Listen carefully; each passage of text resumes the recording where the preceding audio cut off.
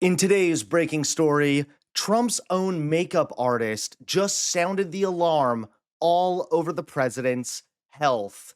That's right, Donald Trump's health continues to be a massive issue of concern. How's it going, everybody? Hunter Avallone here with Occupy Democrats. Welcome back to another video. Now, as I was saying, Donald Trump's health continues to be a pressing issue. In fact, even going back a few months, people were sounding the alarm about Trump's health. Some of the assessments of Trump's personality in the book include the following, and mind you, these are assessments made by professionals who work in the area of mental health. Trump is an impulsive, immature, incompetent person who, when in the position of ultimate power, would easily slide into the role of tyrant. His sociopathic characteristics are undeniable and present a profound threat to democracy. He is profoundly an evil man exhibiting malignant narcissism. And if left unchecked, his pathological narcissism could lead to World War III.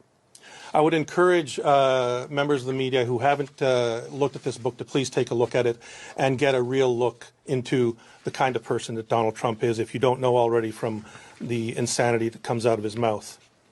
To our political leaders, I say Canada cannot engage with him as we do with other normal leaders. He has shown himself to be an enemy to Canada, and we have to treat him as a clear and present danger to our country and to our allies. And to the Canadian media, I say, begin telling the story of the fascist sociopath occupying the White House using that language so that Canadians in the world know the very real danger he presents to peace and stability. During World War II, over 45,000 Canadian soldiers, sailors, and airmen paid the ultimate price to defend Canada from a fascist threat, as did millions of others from allied nations. Let's not let those sacrifices be in vain as we face another fascist threat today. And as Trump continues into his second term, it becomes more and more obvious he is not fit to serve. That is, if he's going to use the same logic he used when criticizing Joe Biden. Maybe the best evidence that Trump is unfit to serve is that his defenders are denying it in the same way that Biden's people did. And I mean the exact same way. Joe Biden is as sharp as a tack. President Trump is sharp as a tack. The president is absolutely sharp, fit, on top of his game. President Trump is in top shape. He's at the top of his game. He puts many of us to shame with his energy. President Trump has shocked the world with his energy. It is hard for us to keep up with this president who is constantly working every day. Hard to keep up with him. He is a machine working around the clock every single day.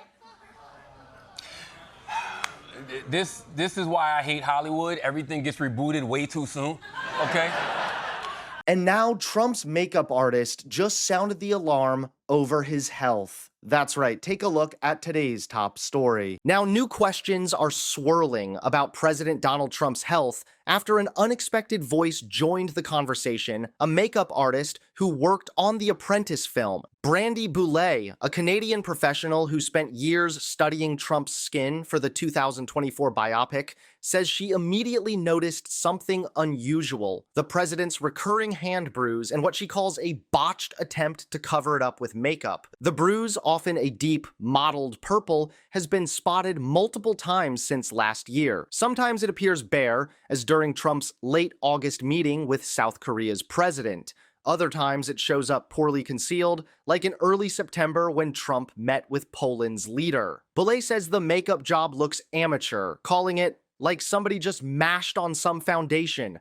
White House doctors insist the bruise is harmless. In July, the president's physician said it was minor soft tissue irritation caused by frequent handshakes and a daily aspirin regimen, which can thin the blood. But critics aren't convinced. Representative Jasmine Crockett joked that Trump's hand looks like it's about to fall off.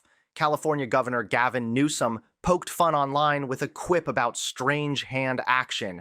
Even late-night host Jimmy Kimmel mocked what he called a sloppier cover-up than the Epstein one. For conspiracy theorists, the bruise has become fresh fuel. Over Labor Day weekend, when Trump briefly stepped out of public view, internet rumors claimed he had died, citing photos of his hand as so-called proof. Belay, meanwhile, says covering such a bruise should be simple. Start with yellow or orange to cancel out the purple, layer realistic skin tones, and blend it seamlessly. She says whoever is handling Trump's appearance is cutting corners. The president himself brushed off the chatter earlier this week, joking that police officers at a recent event beat the hell out of my hand and calling it a wounded warrior. But with every new photo and every uneven layer of makeup, speculation over the president's health and transparency only grows louder. Thanks so much for watching. Please click that like button and subscribe to Occupy Democrats so that you can stay informed and help us stop Donald Trump.